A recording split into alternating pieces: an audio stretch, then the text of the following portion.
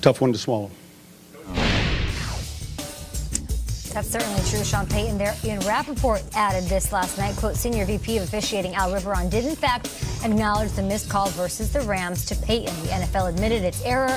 The call should have been defensive pass interference, a source said. So the league office, not far from here, a couple blocks, hop and a skip, admits that they missed the call, guys. What's your reaction when this went down and having, I don't know if any of us slept, but a couple of minutes to sort of soak in as far as how it went? It's just incredibly infamous. Infamous. I mean, the two most frozen moments in the history of that place, I think, are the Steve Gleason block and the Nickel Roby-Coleman mugging. I will call it that. Normally, you do this on a Monday morning. You do what I call referee radio. You go to the phones. What'd you think of the call? This guy likes this guy. There's no referee radio. It was objectively horrible and wrong. And immediately, people are starting to say, was this the worst call ever? Was this the biggest blown call in league history? I look at it this way. If you look at the Tuck rule call, that was a misinterpretation of a very confusing, convoluted rule. If you look at the Fail Mary in Seattle, dual possession, strange moment with replacement officials. This was the best refs we got in the biggest moment in the easiest call of all time. They could have gone two ways. Nickel Roby-Coleman himself afterwards freely admitted, of course, I was beat, I hit him, it was a penalty. I just look at it this way. The referees are sometimes like quarterbacks or kickers or receivers. The human element overtakes them. My only theory is that someone did not want to be the guy to throw the flag in the moment to cost someone the Super Bowl. And in doing so, I think cost someone the Super Bowl. Peyton's right. Throw the flag there. The game is over. The Saints are winning it. It's a historically bad officiating non-call. And if Saints fans want their pound of flesh this morning, they are so justified in having it. I know you're waiting for the but in all this, and there is a but in all this. The but in all this is that you're up 13-0 at home.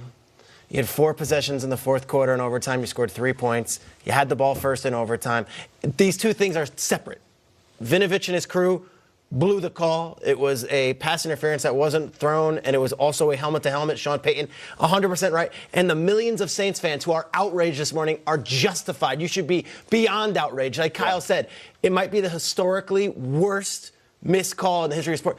On the other end of it, though, I have such a hard time pinning an entire, not 60-minute, but 70-minute game on one non-flag. Right. The Rams came back from being down 13-0 on the road in the hardest of elements, did not have the ball first in overtime, and found a way to escape the Superdome in New Orleans with a victory. Does the call help their cause? Of course it helps their cause. The game's over if the flag is thrown. But please, this morning, in doing this, let's not take away from the fact that the Rams found a way to win that game as well. It was a horrible call, a horrible non-call, yes, but the Rams had an amazing win as well. I feel bad for the Saints players. I feel bad for the Saints fans. There were moments in this game where flags weren't thrown, and I was yelling at the TV screen saying this isn't the NBA playoffs in the 90s. You can't just let guys play in football. That's not what we do in the NFL. So frustration for those Saints fans, for sure. And you're very validated for feeling that way.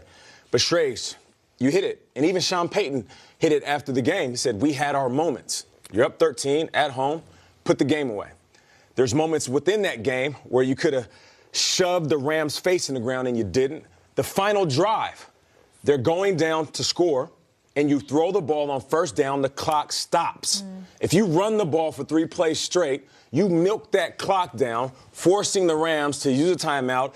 Jared Goff, the young quarterback, in his third year has 40 seconds to go all the way down the field to put his team in field position to kick a field goal to take it to overtime. Instead, he has over a minute, 140 or so. So there's moments within this game where you could look in the mirror and say, that's on me. Of course, you could take a snapshot and blame the refs. I could do that every game for the course of my 11-year career. I never did that. If I'm a player, I'm mad. I'm frustrated if I'm playing for the Saints. But the way I do it, you can be mad at me if you want if you're Saints fans because they've been lighting up my DMs and hitting me up on Twitter.